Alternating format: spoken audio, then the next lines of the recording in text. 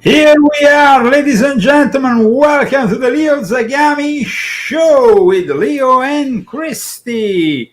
Saturday, October 5th of the year of the Lord 2024.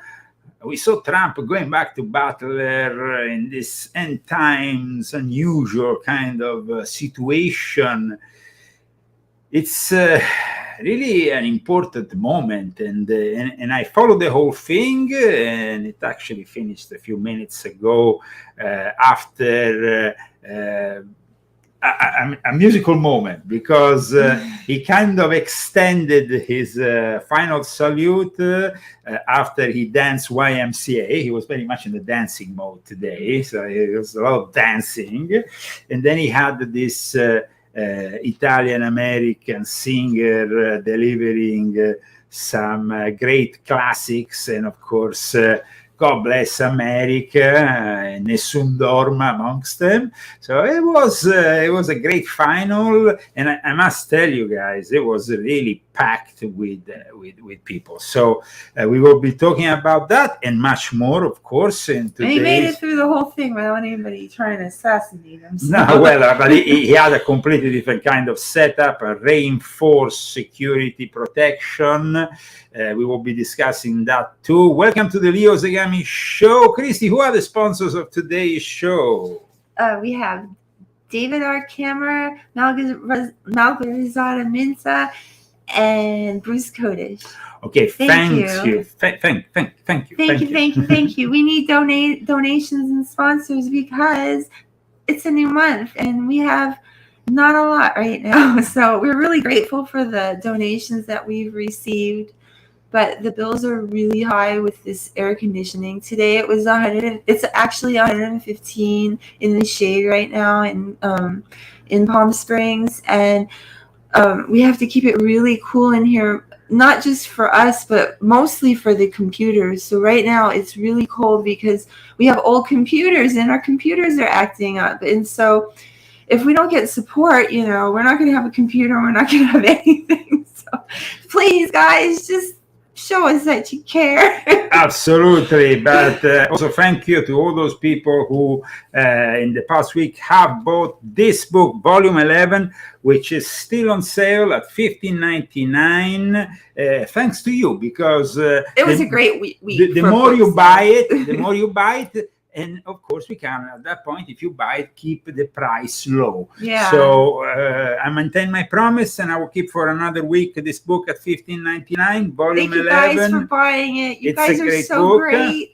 Thank you. And it's a book that touches on the topic of today, as you can see, because Thomas Crooks was of course a Manchurian candidate of sorts, and we will be discussing, I guess, and mentioning that during today's show as we go back in Butler, Pennsylvania. And we have, of course, a lot more news, because in this end time scenario, there is more ominous warnings from Russia and Vladimir Putin, as well as a really out of control situation in the Middle East. So it is a truly end time situation. I like your shirt. Yes, fine. I mean, I got on that shirt. So let's see how many people were there, just to give you an idea of the queues. I mean, it was incredible, the amount of people that were present in Butler, Pennsylvania today to see Donald J. Trump. This is just an overview of the crowd.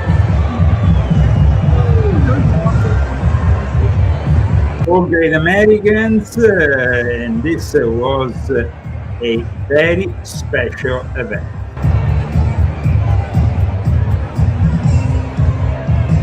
But let me show you also the queues, because people queued for hours and hours to have a glimpse of their hero, Donald J. Trump. So let's see for a moment here also another important moment. President Trump greeting Cory Comperatore's family that went to see, of course, Trump today in Butler, Pennsylvania.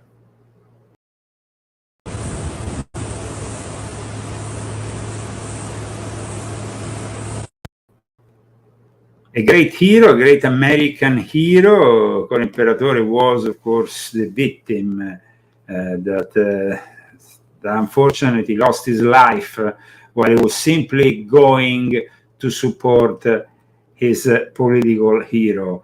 There was also the presence of many people there, Butler, many politicians. Also, we had Elon Musk. We will be viewing the whole thing. But first of all, the thousands of people who patiently lined up to see Donald J. Trump today. It's a never-ending curiosity. Check out. Wow, that's great. It must be great to be around like-minded people, like that many like-minded people. We don't know what that's like. Well, we're an oddity. We are behind enemy lines. We are in For Palm real. Springs, for real. Here it's like... we're 100% underground. They have even closed the Republican headquarters here in Palm Springs. So it's like the whole Palm Springs has been taken over by a LGBTQ friendly, not only mayor, but the whole board of advisors and everything else. It's just like this town has turned into something else from the good old days of Frank Sinatra, that's for sure. As you can see, it's never ending, this queue. Never ending. Yeah. This goes on and on and on and on. It's like, you never see the end of it. Imagine queuing like this for us. You must really be a great supporter and have a lot of patience, because I mean it's going to take you hours and hours. I don't want to be on the end of that line. Gosh, it's really long. And in contrast with this, I'm going to show you instead the very few people that participated, because we know Kamala was bringing these buses around with people, but once she was exposed and the buses are no longer there, well, she seems to have some problems in gathering an audience, especially in Michigan. That's quite surprising, because in Michigan, you will expect something different. I mean, Michigan is a stronghold of the Democrats. There is that awful governor. Gretchen? Oh, God, I hate it. It's like terrible. But let me show you for a moment this moment of Kamala Harris that seems to not have a clue of, I mean, she is there in her position, mumbling like Joe Biden, who, by the way, was back in the White House talking next to Karine Jean-Pierre for the first time. And this was reputed as a big event for the Democrats. Finally, they could see Joe Biden talking. So before going to actually analyze Kamala in her attempt to try to challenge Trump with speeches that don't go anywhere, we should actually see what happened with Joe Biden. Because Joe Biden is somebody who at the moment is supposed to be the president of the United States of America, but it's kind of like a little bit embarrassing because he's getting older and older and more senile by the minute. But the most crazy thing was today, during Trump's very long speech, he was very honest when he presented Elon.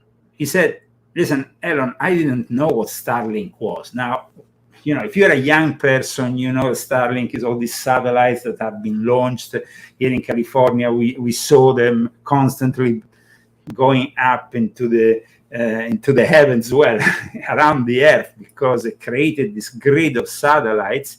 And of course, with the situation being so bad with the victims of this hurricane, and the government almost doing nothing because they spend all their money on other things like the immigrants or delivering money to foreign countries like Ukraine or now recently also more money going, I don't know, to Lebanon, I don't know where. But I mean, money for the American people, well, that's a problem, it seems, for this administration. But like I said, Biden had the courage to say that he actually helped out with Starlink himself. I mean, it was actually Trump who called Elon Musk and asked him a favor, and he was in front of him there. He couldn't be lying, because this was actually stated in front of thousands of people in Butler, Pennsylvania. But look at the twisted version of the events of Joe Biden.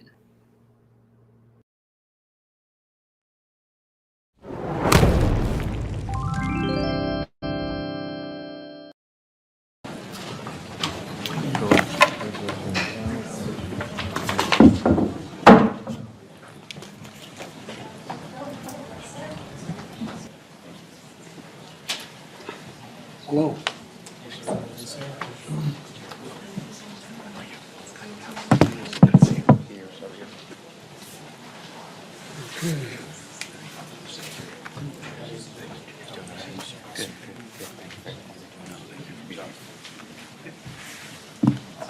Ever so confused and sent out Joe Biden. We'll give you a thumbs up when to start. In the crisis room.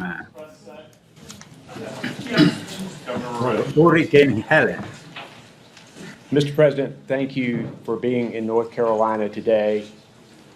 As you saw firsthand, North Carolina has been hit hard.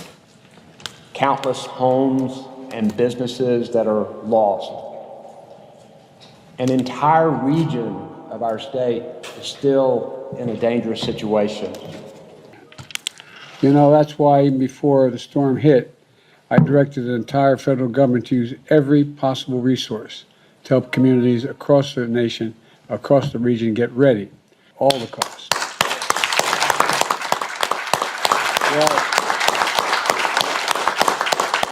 We've, with the FEMA director and I, have flown over more forest that's been taken down to the ground because of fires and a whole range of other reasons.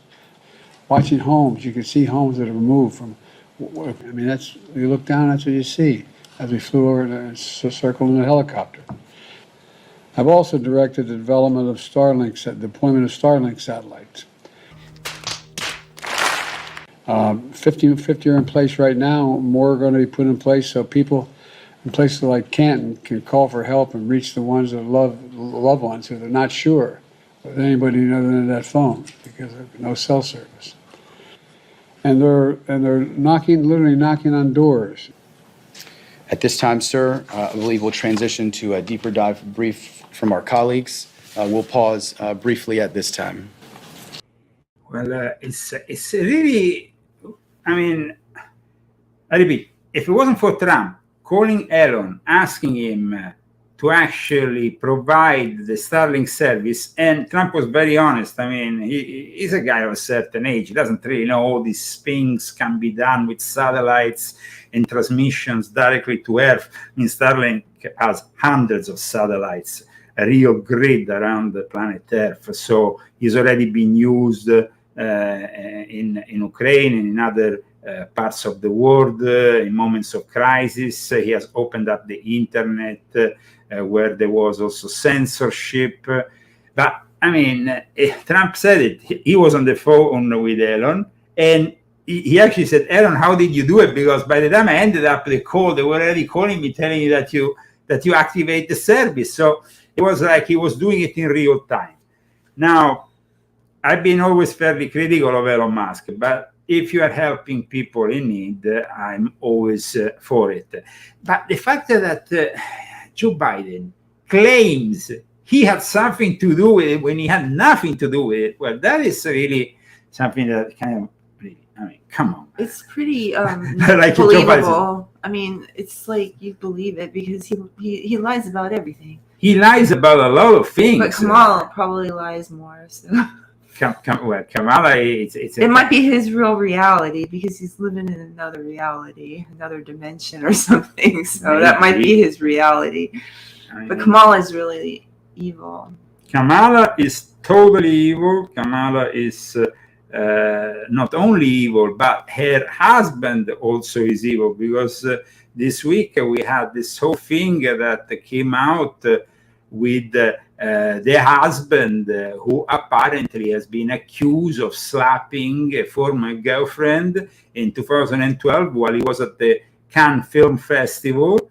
There is evidence that this went on. This scandal was brought up by an investigative journalist from the Daily Mail. It was then confirmed because he has documents to support all this. But the interesting thing was that the media are completely silent about it. They are completely silent. I mean, even the conservative media are not really talking much. Why? The first gentleman, the possible first gentleman, because at the moment he's married with the vice president, he could become the first gentleman, attacked this woman. Now, the Daily Mail has already brought a scoop out this year regarding the nanny that the first gentleman, or the potential first gentleman, let's call him, the husband of Kamala Harris, he impregnated the nanny back in the days, before he was with Kamala. He made pregnant the nanny. And Sounds like a great guy. Well, but imagine this, he slapped so strongly this woman. They don't give a name for this woman, they call her Jane, like a Jane Doe, but she was slapped so hard that she turned on herself. Now, no media talk, there is not much talk about it, but on C-SPAN, a viewer asked about it to, he said, why are you not discussing this? And the journalist actually had to admit that there was this whole scandal that at the moment, like I said, is coming out, but it's not really being discussed because it's ruining the image of somebody who is presenting himself like, this docile man, next to his wife, the strong woman. Toxic, he's toxic masculinity even. Have this the topic every morning. The first thing you guys talk about is usually supposed to be the top story, but today was all about Trump. That's all we hear about, Trump and how bad Trump is. So what I wanted to ask is, are you going to talk about the what they're calling the first gentleman, Doug Emhoff, what they exposing him for his he got a nanny pregnant or something like that. I think you might be referring to the Daily Mail story, and it's gotten coverage as well. This from page 2 of the Washington Times. Second gentleman Doug Emhoff, the husband of Vice President Kamala Harris, allegedly assaulted his then-girlfriend during a trip to France over a decade ago, according to, as the Washington Times describes it, a bombshell report in the Daily Mail.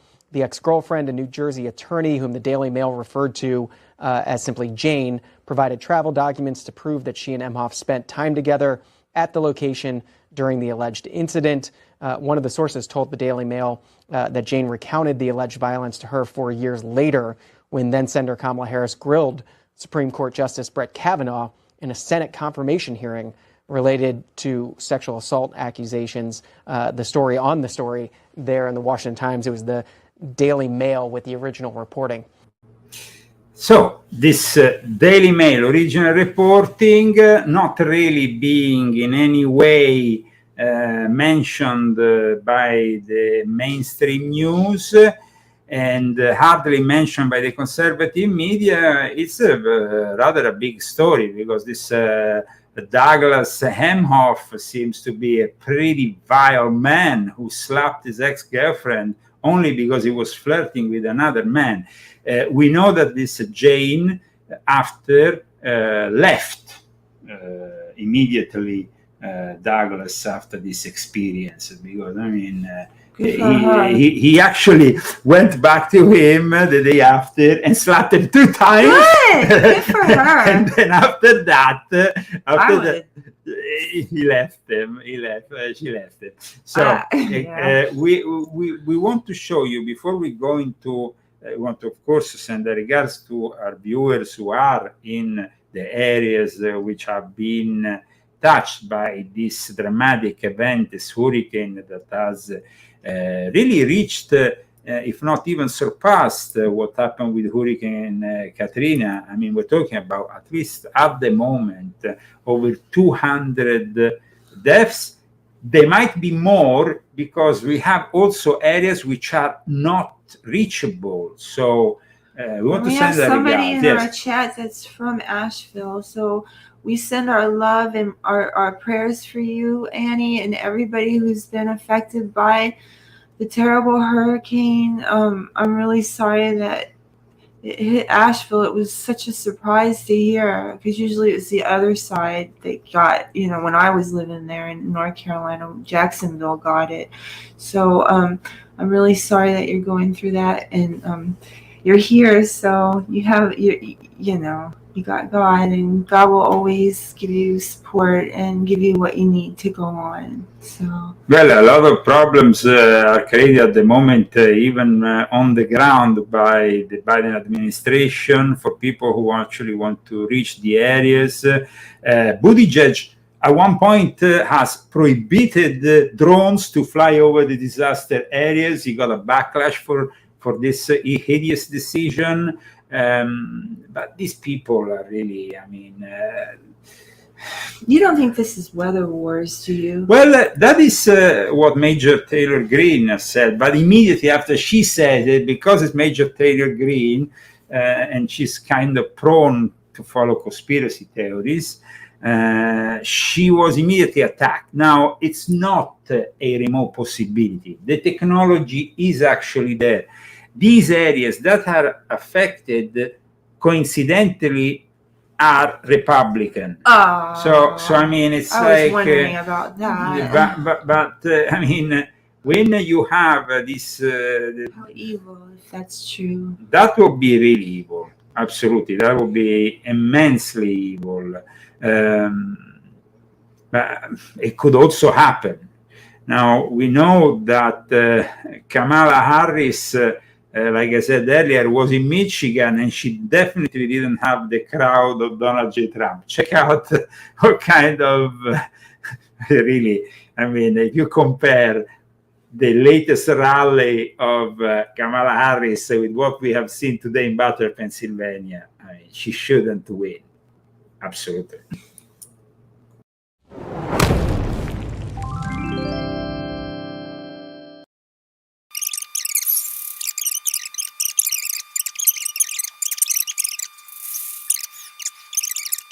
I'm not starting yet. It's for the press. Check 1.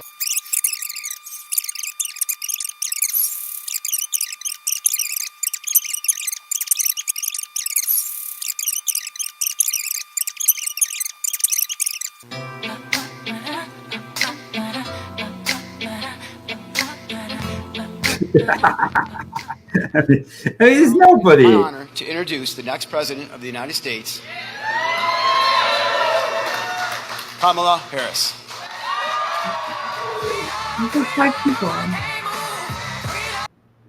And then freedom of what? She's completely the opposite of freedom. She wants censorship, and she will probably eliminate both the First and Second Amendment if Lots of we people let believe her. Lots of people that don't like the way things are on the other side believe it. So you guys are just those are the people. There is people who actually criticize how things are going now, and at the same time they want to actually vote for Kamala. They want change. They want change, but there is no change with Kamala. Kamala's been there with Joe Biden, and Joe Biden, in his rare, speaking in front of the press, something that he never did. It's quite rare finding Biden going there next to Karine Jean-Pierre actually never happened, because we used to have J. Trump going in front of the press all the time, every day during the moments of crisis, also during the pandemic. Biden has done it maybe once, I don't know, I think once, but this was the second time, and it didn't really go that well.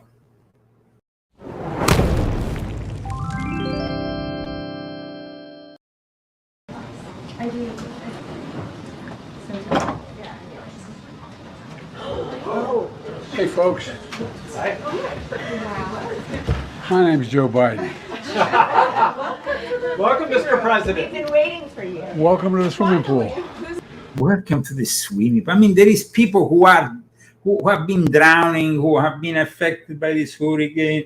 There is an emergency situation in the Middle East. There is war against Russia with Putin basically telling us in the last few days that they are changing the nuclear policies because the situation demands it.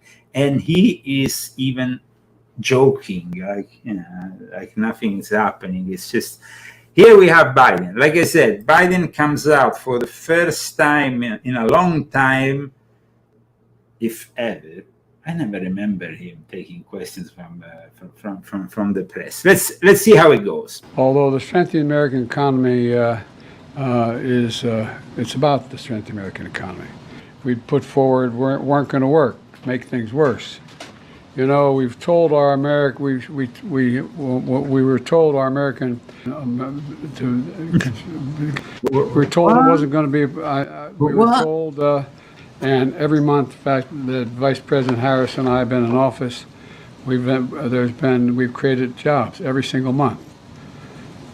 So here he ties himself to Kamala. He says he has actually made the situation better, provided jobs, complete lie, of course. The nation has now created 16 million jobs since I've come to office, more jobs created in a single presidential term than any time in American history.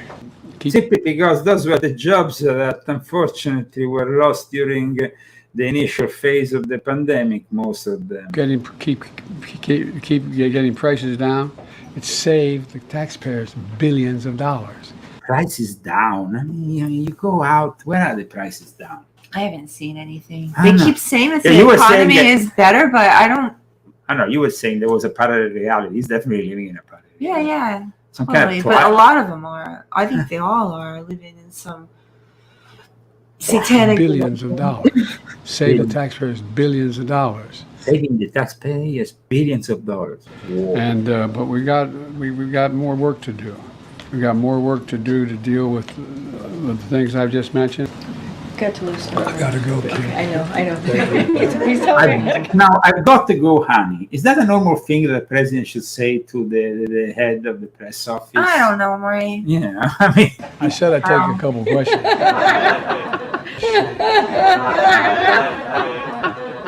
All right, you're the last. I think she's increasing her credibility. You have to take some more. Toulouse, you're going to be the last one. Thank you, Mr. President. Thank you for spending some time here with us. There have obviously been a number of crises that the country has been facing over the past several days, with the hurricane, with the port strike, with the situation in the Middle East. Can you talk about how your vice president, who is running for the presidency, has worked on these crises and what role she has played over the past several days? Well, I'm in constant contact with her. She's aware we're singing from the same song sheet. that's very important because that's an honest admission. We are singing from the same song. Of course, the people who have written this song is probably the Obamas. The one who has produced this song are the Soros, Alexander and George Soros, the executive producers of this song. But it's always the same song. So if you vote for Kamala, you are getting, he's saying it, from the same song. So you're not going to get anything new. I mean, people must be, that's why we said it last week. And, I thought that show will go better. People, unfortunately, didn't really, I think, understand it fully, the show of last week. But basically, my question is this. Is America so dumb to vote for Kamala? Because if that's the case, it means they have been completely brainwashed. And I've explained how in 2012 the cognitive warfare reached a new level, new psychological warfare level, because the Smith-Mundt Reformation Act of 2012 gives the possibility for the first time since 1948 to implement psyops on the American people. In this book, I explain how cognitive warfare works on the contrary of psychological warfare, which was simply propaganda through radio, TV. Maybe you place a couple of spokes in CNN, a couple in NBC. With cognitive warfare, they get into your data centers, they said, into your Facebook account, into everything that you have ever done, and then they can reach you through. They reach you with the use of algorithms and AI, which is ever so popular. Even if you don't have social media, they reach you. They listen to you the moment you watch Roku. You have a mic open. You watch anything. You have Siri. You have Alexa. They can now do cognitive warfare. They have a command center, like I explained in this book, in Norfolk, Virginia. It's a long story. It starts in 2002 in France. In fact, the officers who command this NATO Innovation Hub are actually French, because they are specialized in this kind of mind control. And so this is what is happening here. But let's move forward with more Joe Biden in front of the press. What a disaster. Passed all the laws that are being employed now. She was a major player in everything we've done, including passage of legislation which we were told we could never pass. And so she's been, So he's talking about Kamala, saying, she's done this, she has done that. She's basically part of our administration. Nothing is going to change then if you vote for Kamala. Do you want to get that? Folks, who votes for Kamala? Votes for Kamala because he's been brainwashed. He's been brainwashed in the university. He's been brainwashed by social media. He's been brainwashed by the mainstream media. He's just brainwashed because if you have a glimpse in reality, then you cannot vote for Kamala. Her staff is interlocked with mine in terms of all the things we're doing. All right, go ahead. Yeah, Nandita, sir, no, sir, I didn't call on you, sir. To you, in terms of Israel's response, how long are you okay with Israel bombing Lebanon? What is acceptable to you? All right, guys, that's it. Thank you, everybody. Thank you, Mr. President. Thank you, sir. Thank you. He didn't answer. Oh my God. He didn't answer. It just goes away. I mean, this is really important, but he doesn't answer. Thank you. Thank you, sir. Thank you, Mr. President. On long-range weapons? Do you want to reconsider dropping out of the race? I'm back in. What made you want to come here today, Mr. President? All right, everybody. Thank you, Mr. President. Thank you. Please come back. Thank you. Can we do that again? Yeah. No. You heard. I was already told that. So that's why we were late. I mean, she's the liar in chief. I mean, she's really total liar in chief. The mainstream media, and in particular MSDNC or MSNBC or however you want to call it, that channel, of course, it's a creation of the worst conglomerate ever, has put together their own version of the events. When it comes down to Biden, and Biden, you have seen, was pretty, how can you say, I mean, embarrassing, but not for the people of MSNBC. No. For him, for the people of MSNBC, they claim that Bidenomics, everything else is great. And look what they say about this talk by Biden, unprecedented talk next to Karine Jean-Pierre, asking the audience to really take him seriously. It must be a challenge, even for Karine Jean-Pierre, who was next to him. But check out MSNBC. I mean, these people.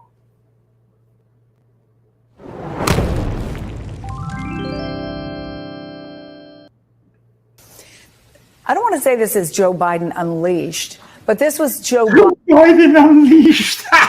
Joe Biden Biden a little more relaxed, a little more freed of the constraints of being free of the constraints. I mean, if he talked a little bit too much, I think Karine Jean-Pierre probably beat him up.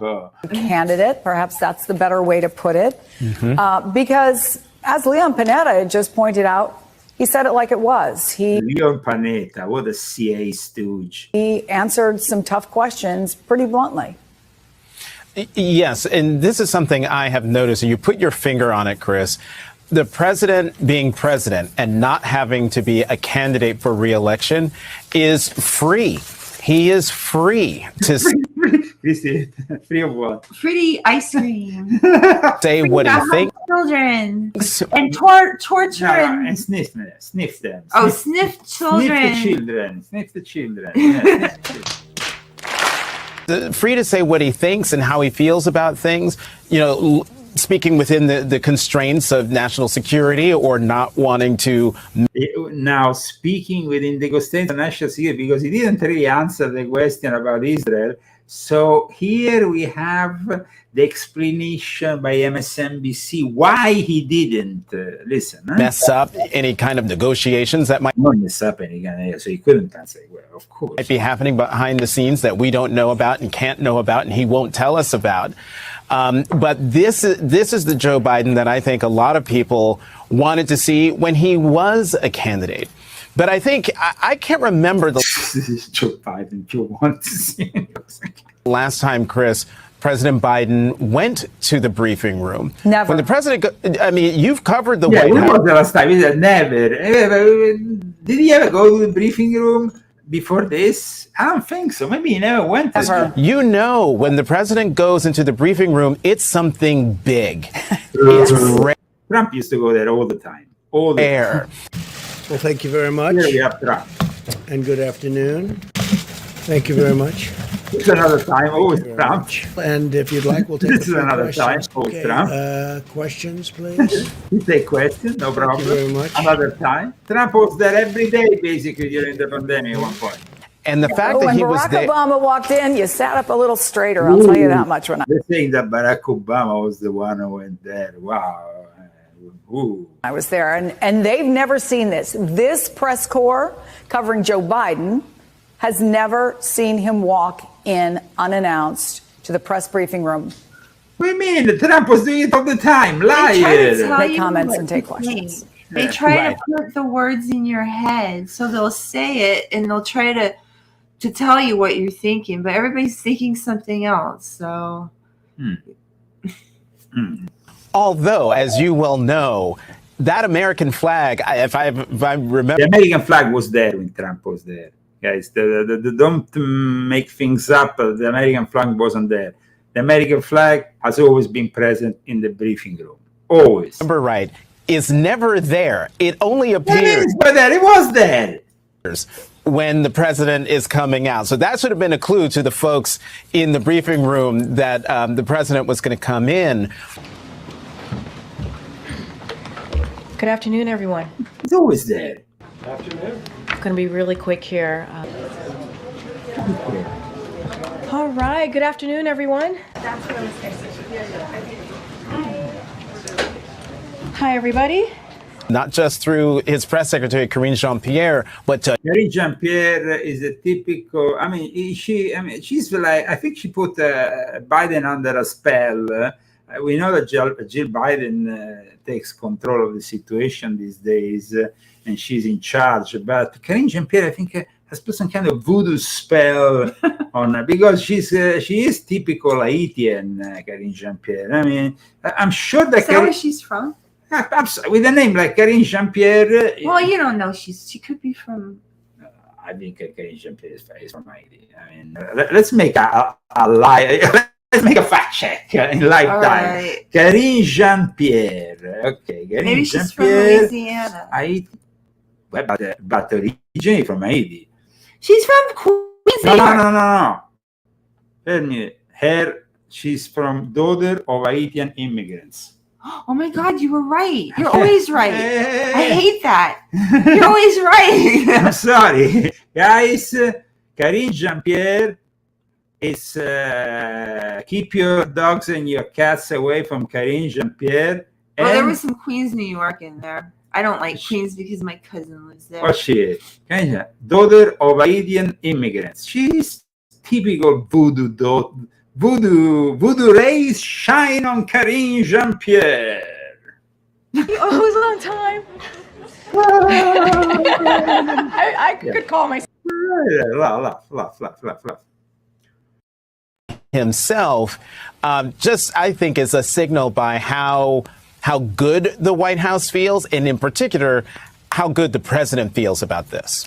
He said more jobs, GDP growth high, unemployment low, wages high, interest rates lower, stock market high. He ticked through the whole thing, and I kept thinking, Kamala Harris is in Detroit right now. You could have done a split screen of the two of them, because his arguments in many ways. I think they should do a split screen of Kamala in Detroit and Trump in Butler, and it would be like, I mean, I would like to remind the people that today Trump was back in Butler, and this was the crowd, just so you can have an idea.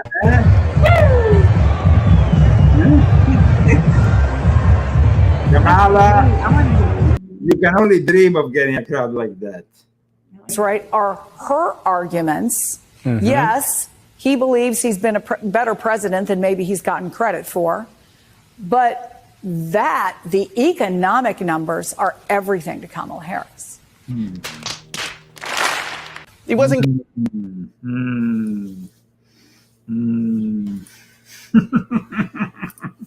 So let's move forward with yet more news. This week, there was, of course, the unleashing of yet more attacks on Lebanese soil, a special operation conducted by the IDF. There was more commanders of Hamas killed, and Hezbollah was a commander of Hamas killed, and also Hezbollah command center destroyed. So I mean, here, both in the north and in the south, the IDF is definitely inflicting some heavy damages on the proxy mercenaries of Iran. And Iran is not very happy about it. In fact, Iran's supreme leader, Khamenei, the successor of Khomeini, he showed up with a gun next to him for reciting after 4 years the prayer, on a Friday. The supreme leader recited the prayers, and also, of course, the threats against Israel, because that's obvious. There's a lot of threats. It is an Islamic ruling and a logical law, and also an international and global logic. Palestinians are defending their land. Their defense is legitimate, and helping them is also legitimate. The brilliant action of our armed forces in the attack on Israel 2 or 3 nights ago was a completely legal and legitimate operation.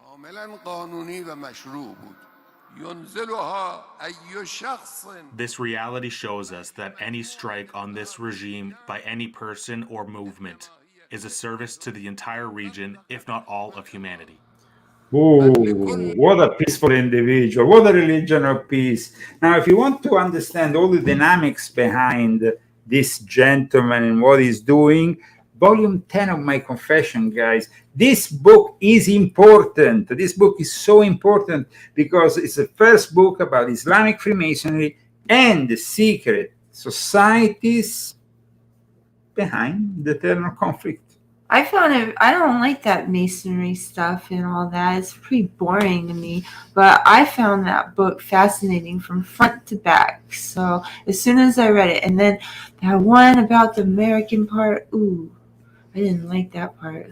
Part again in 9/11, Yeah. Which, by the way, then follows up in the following book, Volume 11, because there is also a psychological aspect of That is really interesting. This book is so. I mean, guys. This it's book just like for the really- moment still $15.99. It's a very contemporary book with what's happening right now. And thanks to you buying this book, I'm able to keep the price down because I can make a minimum profit and being happy. Last week, you supported this book. This is the past, present, and future of mind control. And talking about Butler, Pennsylvania, as you can see, Thomas Crooks, whose body was cremated mysteriously on the 23rd of July. Please. So, if you guys can't afford to buy all of Leo's books, just buy this one, because at least then you can understand what's going on right now with everyone. It's relevant to all of us. We can all relate to what is happening right now. We can see it every single day. And I know you guys are really smart. And watch me. Mind control. But you guys are really smart. I know that because you're here. But maybe there's some people in your family that's not so smart, and maybe if you give them a book like this, even for Christmas, if you can't do it right now, nice. Or like a Black Friday or something, I don't know, but it would really help your family. So that's what I have to say, because so many people are so in the dark right now, and it would be so great if this light that he's shedding on the world would be spread to everyone so that everyone could have understanding. And we all know that with God, you have understanding. There's no confusion. There's no chaos. And I know, because I always try to keep God close to me inside of my heart every single day, from the time I wake up until the time I go to bed. That is the best place to be. God doesn't play tricks, and you can trust God. So that's what I got to say.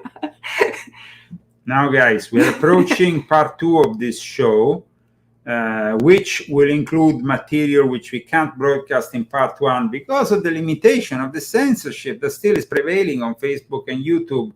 So, but before going there, let me show you what. Well, maybe I have to keep it for part 2. I'm afraid they will censor us. Oh no!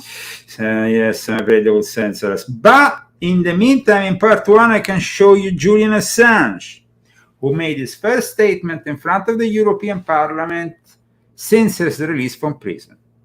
And I tell you, I was profoundly disappointed, because this guy has always had some left-leaning tendencies. I mean, the guy, his main source ended up becoming a woman in jail. Chelsea Manning. Camilla supports him. Camilla in Italy. I don't know. I mean, there is people who support him. But it was really disappointing to see in front of the European Parliament talking badly about the Trump administration when there was Hillary Clinton who wanted to send a drone to kill him when he was in that embassy, locked in that embassy. So I mean, you got the wrong people. But check out this statement. Justice Department chose not to indict me, recognizing... Listen, Julian, with all the respect, President Obama didn't indict you, but Hillary Clinton wanted to kill you with a drone, and she was the Secretary of State of Obama at the time. So I don't know why is this guy not talking about Hillary Clinton and the drone strike on Assange? Because this is becoming, can't we just drone Assange? This is what Clinton asked. It's not a conspiracy theory, it's a proven fact. And you instead decide to focus, as you will see, on Donald J. Trump, on the Trump administration, on two people that, by the way, Trump is no longer working with, but U.S. presidential candidate Hillary Clinton reported inquiry if the U.S. could drone WikiLeaks funded Julian Assange in a meeting when she was the Secretary of State. I really think that Julian Assange is playing a very dirty game. And I'm sorry that a lot of people have fallen for it. Crime had been committed. The United States had never before prosecuted a publisher for publishing or obtaining government information. To do so would require a radical an ominous reinterpretation of the US Constitution. In January 2017, Obama also commuted the sentence of Manning, who had been convicted of being one of my sources. However, in February 2017, the landscape changed dramatically. President Trump had been elected. He appointed two wolves in MAGA hats, Mike Pompeo, a Kansas... So he goes in front of the European Parliament, two wolves in MAGA hats. How could he say this? I mean, this guy... He needs to go back to jail. Congressman and former arms industry executive as CIA director, and William Barr, a former CIA officer, as U.S. Attorney General. Now we both know that both Mike Pompeo and William Barr ended up being two swamp creatures, and Trump has since then rejected them. Yeah. So to actually state they were wolves in MAGA hats when they were just, it's just, I mean, I think Julian Assange needs to remember, once again, I would like to remember to him, Hillary Clinton. Remind him. Remind him. What did I say? Remember him. Oh, sorry. Yeah, you're right. Yeah. So Hillary wanted to kill him, but then he decides to talk bad about MAGA hats in wolves in sheep's clothes. By March 2017, WikiLeaks had exposed the CIA's infiltration of French political parties, its spying on French and German leaders, its spying on the European Central Bank, European economics ministries, and its standing orders to spy on French industry as a whole. We revealed the CIA's vast production of malware and viruses, its subversion of supply chains, its subversion of antivirus software. Listen, you were basically arrested, let me tell you, during the Obama era, and now you are getting an applause from the most technocratic bunch of assholes in the world who wanted to arrest me and censor me. I'm talking about the European Union, and I'm glad to say I'm no longer European. I'm no longer Italian, and I've renounced to that hideous hellhole. And they instead watch the applause the European Parliament gives to Julian Assange, this communist.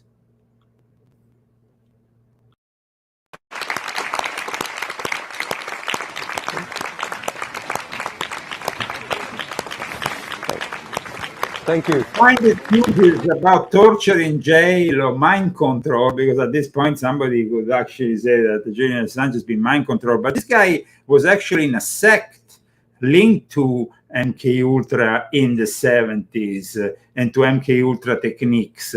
Let's not forget, Julian Assange was part of this sect. That's why he dyes his hair in that way. They were all blonde and they were all in Australia, this brainwashed group of people. He dyes his hair? Yeah, of course. It was part of what this. What is this blonde sect? It was this. I'm not part of it. No, but it wasn't really blonde. Kind of white sect. Let's see if I can find it. The name now I forgot. The family, also known as the Santinecan Park Association, Great White Brotherhood, Australian cult. This I one. heard about this Great White Brotherhood thing. And the mother of Julian Assange ended up getting together with one of the members, and then he became part of it.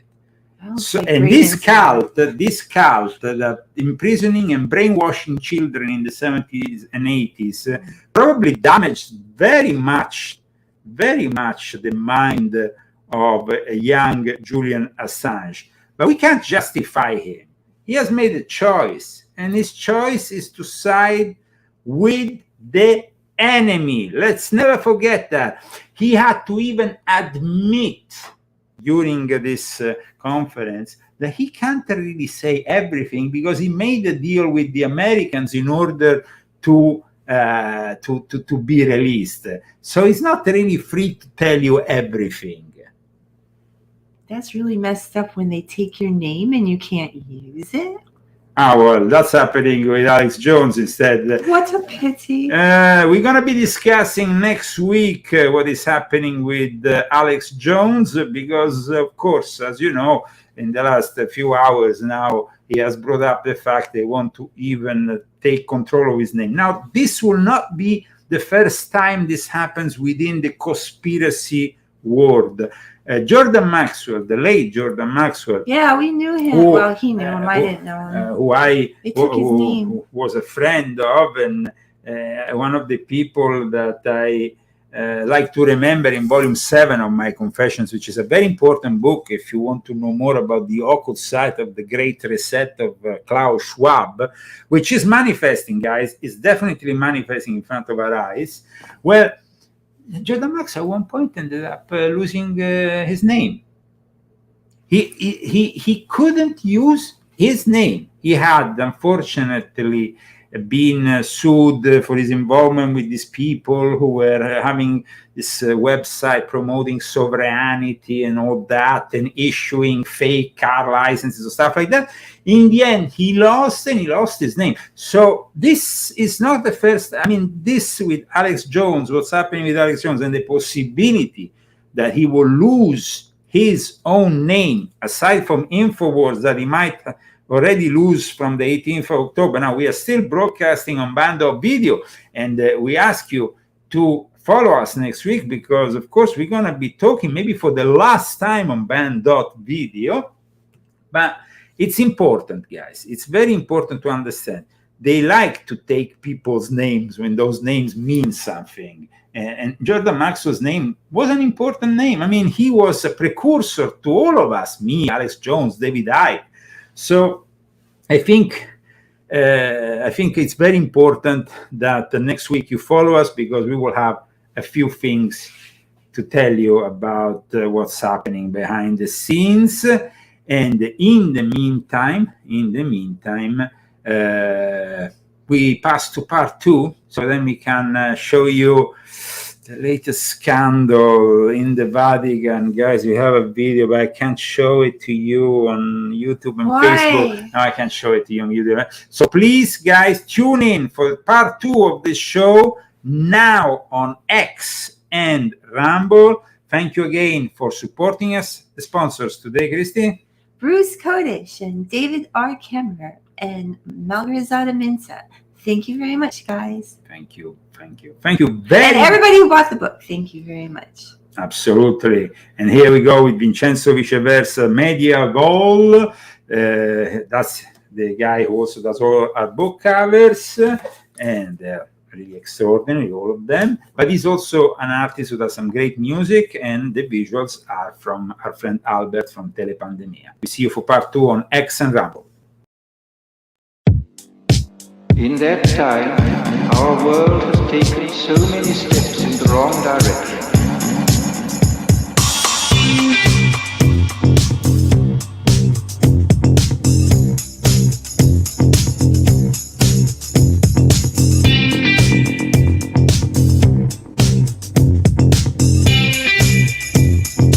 In the negative utopia, science, technology, social organization, dehumanization. In the negative utopia, science, technology,